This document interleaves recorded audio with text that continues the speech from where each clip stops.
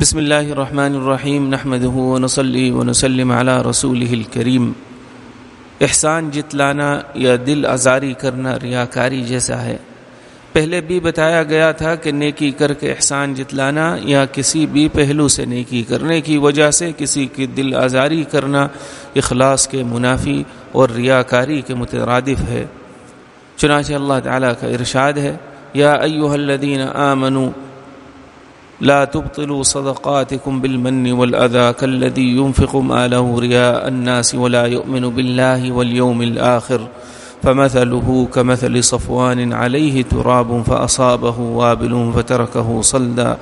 لا يقدرون على شيء مما كسبوا والله لا يهدي القوم الكافرين ومثل الذين ينفقون أموالهم ابتغاء مرضات الله وتثبيتا من أنفسهم كمثل جنة بربوة أصابها وابل فأتت أكلها ضعفين فإن لم يصبها وابل فطل والله بما تعملون بصير۔ اے ایمان والو، احسان جتلا کر اور دکھ پہنچا کر اپنے صدقات کو اس شخص کی طرح برباد مت کرو جو اپنا مال لوگوں کو دکھانے کے لیے خرچ کرتا ہے اور اللہ تعالیٰ اور قیامت کے دن پر ایمان نہیں رکھتا، بس اس کی مثال ایسی ہے جیسا کوئی چکنی چٹان ہو جس پر کچھ مٹی پڑی ہو، پھر اس پر زور کی بارش برسے تو وہ ساری کی ساری مٹی کو بہا کر اس کو بالکل صاف کر دے۔ ایسے لوگوں کو اپنے خیرات و صدقات کی کمائی ذرہ برابر بھی ہاتھ نہ لگے گی اور اللہ تعالیٰ کفر اختیار کرنے والوں کو ہدایت نہیں دیتا۔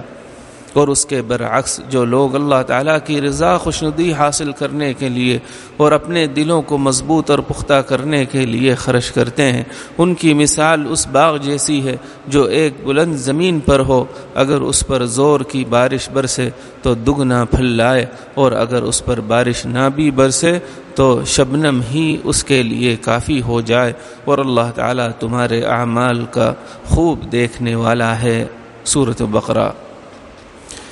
ان آیات میں چند باتیں قابل غور ہیں۔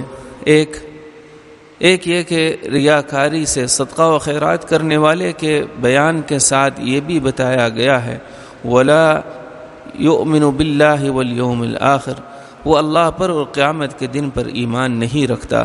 ظاہر ہے کہ یہ قید اس لیے تو نہیں رکھی گئی کہ اگر اللہ تعالیٰ پر اور قیامت کے دن پر ایمان ہو تو پھر ریاکاری کے ساتھ کیے جانے والے صدقہ و خیرات کا ثواب ملے گا، بلکہ ریاکار کا اجر و ثواب تو صرف اس کی ریاکاری ہی سے باطل ہو جاتا ہے، اگرچہ وہ مسلمان ہی کیوں نہ ہو۔ تو یہاں ان الفاظ کو اس لیے لایا گیا کہ جس شخص کو اللہ تعالیٰ اور روز قیامت پر کامل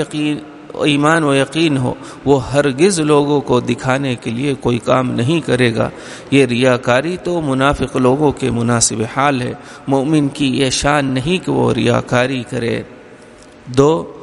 دوسری بات یہ بتائی گئی کہ جو شخص خیرات دے کر احسان جتلائے یا دینی خدمات پر فخر کرے یا ان صدقات و خیرات اور خدمات کی وجہ سے کسی کو کسی پہلو سے ستائے، اس کو ایذا پہنچائے، تو اس کا عمل بھی اسی طرح باطل ہو جاتا ہے جس طرح ریاکار کا عمل ضائع ہو جاتا ہے۔ اس سے یہ بات معلوم ہوئی کہ وہ اعمال جو بظاہر خالص نیت سے کیے گئے ہوں ان کی حفاظت بھی سخت ضروری ہے، اور بظاہر اخلاص سے کیا ہوا عمل بھی انسان کے اپنے ہاتھوں ضائع ہو سکتا ہے۔ نیز اس سے یہ بھی معلوم ہوا کہ جو لوگ اپنی دینی خدمات پر فخر کرتے ہیں یا لوگوں پر احسان جتلاتے ہیں یا کسی پہلو سے ان کو ستاتے ہیں تو ان کی دینداری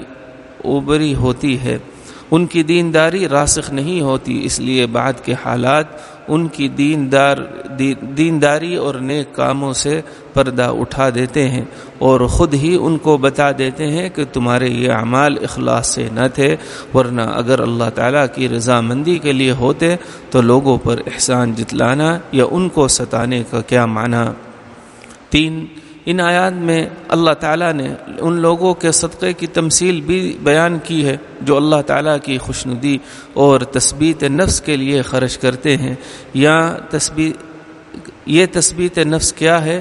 تثبیت ثبتا سے نکلا ہے اور ثبتا کے معنی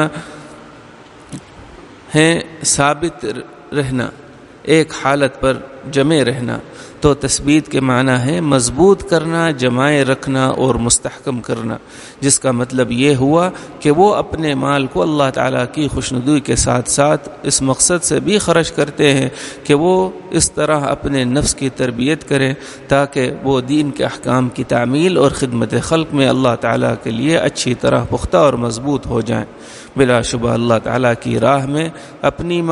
جانی و مالی قوتوں کو خرچ کرنا اور اللہ تعالیٰ کی مخلوق کی خدمت کرنا ایک ریاضت اور مجاہدہ ہے جو ابتداء نفس پر شاق اور گراں گزرتا ہے، لیکن مسلسل خدمت خلق اور اللہ تعالیٰ کی راہ میں اپنی جانی و مالی قوتوں کو خرچ کر کے انسان کا نفس قابو میں آ جاتا ہے، اور بالآخر اللہ تعالیٰ کی راہ میں خرچ کرنا، مخلوق کی خدمت کرنا اور لوگوں کے ساتھ خیر خواہی کرنا